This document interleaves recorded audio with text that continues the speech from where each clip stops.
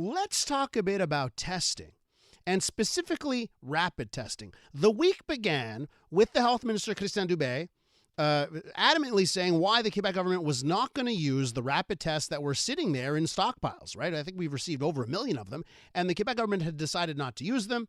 His justification was, well, listen, the other testing, the PCR testing, it's a lot easier to do lots of tests with the PCRs than with these rapid tests, and there's some issues about how accurate the rapid tests are. But there has been a lot of flack over that decision. And then as we end off this week, there's been a bit of a 180 from the Quebec government that has announced a change in course, that they will use these rapid tests in more of these situations. The Quebec Liberal Party was among the people calling for more usage of the rapid tests, and the leader of the Quebec Liberal Party, Dominique Anglade, joins us now. Madame Anglade, thanks for coming back on the show.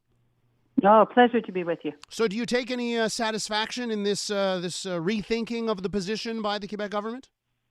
Well, listen, we've been talking about this since October. We've been saying, there are rapid tests that are at our disposal in Quebec. Why don't we use them? We've been asking questions about this. It's simply ridiculous. In order to prevent the pandemic, this is a good way. It's not perfect. Nothing is perfect, but it can only help us. And they've been sitting on it for months. And then again, Christian Dubé said, we don't think it's good to use them, etc. But I'm telling you, we really believe that in an environment such as schools, environments such as companies, it could be extremely useful to prevent outbreaks.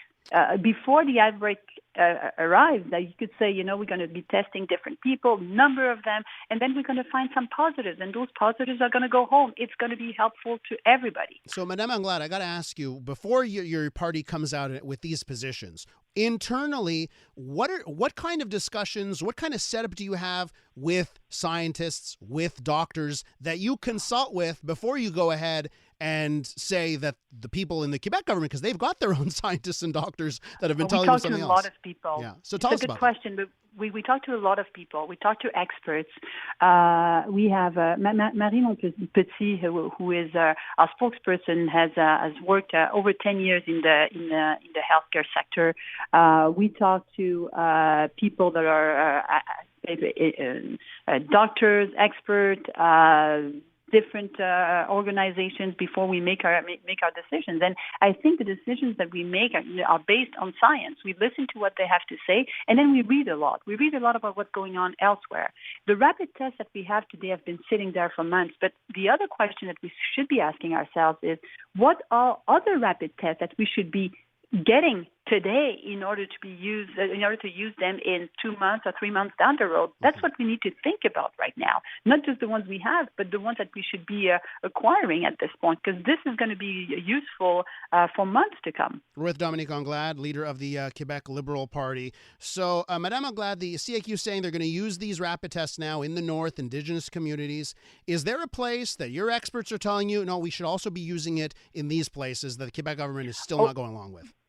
We should be using them as well, where we know that there's a lot of transmission. We know that there's a lot of some neighborhoods that they should identify and say, we know there's a lot of contagious people there. Target some schools specifically, target some companies as well. Look at, again, there are different types of rapid testing. We should be looking at different types elsewhere in the world that we should be buying. There was an initiative in Laval with a doctor from Quebec that has worked, but he only has, I think, 2,500 he can only test 2,500 people, so it's not much, but he should be supported. The number of initiatives, somebody should be dedicated at this and looking at everything we can do in order to prevent outbreaks, and that's not what we've been doing. And that's what they need to do. On the subject of schools, because I know that matters a lot to our listeners here, they are worried about, of course, elementary school students are back in the classroom in Quebec. Mm-hmm. Would you have your experts told you we should be doing maybe randomized testing in schools? How far would you take it within the schools on rapid testing? I would definitely take it that far. Find different protocols. Why don't you, in certain schools where there might be an outbreak, why don't you test everybody? Why don't you go in certain neighborhoods and say, those schools, we're going to start testing and see what happens? I mean, we don't have all the answers. The government doesn't have all the answers. But at least by using those rapid tests and finding positives people that are positive, then you're going to be able to assess the situation and say, okay, this was useful. This is what we could do in the future. Maybe we could, identify specific schools and companies. So everything should be on the table right now, and the different scenarios should be analyzed. Up until now, the government has been saying, we don't need those tests. They're not rapid tests. In fact, rapid tests are slow tests. Seriously. Seriously. We're with Dominique Anglade from the Quebec Liberal Party. On the subject of vaccination, and the decision to delay the doses a little bit longer here in Quebec. By the way, I got to tell you, Madame Anglade, we've heard from doctors on CJAD multiple times this week, and they've all told us they're okay with the decision. They understand the reasoning. What about the perspective from you and the experts that you talk to in the Liberal Party? So we understand the idea that we want to have a lot of people that are vaccinated, and we've been talking to the same experts really, and they say it's really finding the right balance. Now at least they were able to say that they're not going to wait past 3 months. So this is the plan that they have in place, past 90 days. But we need to look at the results right now. I think there's a lot of analysis that we need to do with the people that are vaccinated right now and make sure that it does make sense, that we really follow the situation extremely closely, because we don't have the data. The reality is we don't have the data.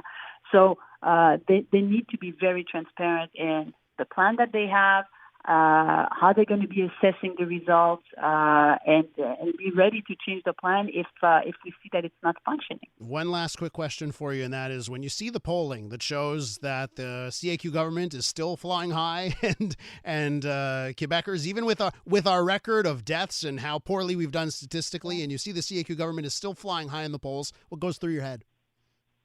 Well, I think it's a bit normal, because we are in the middle of a pandemic that is hard on everybody.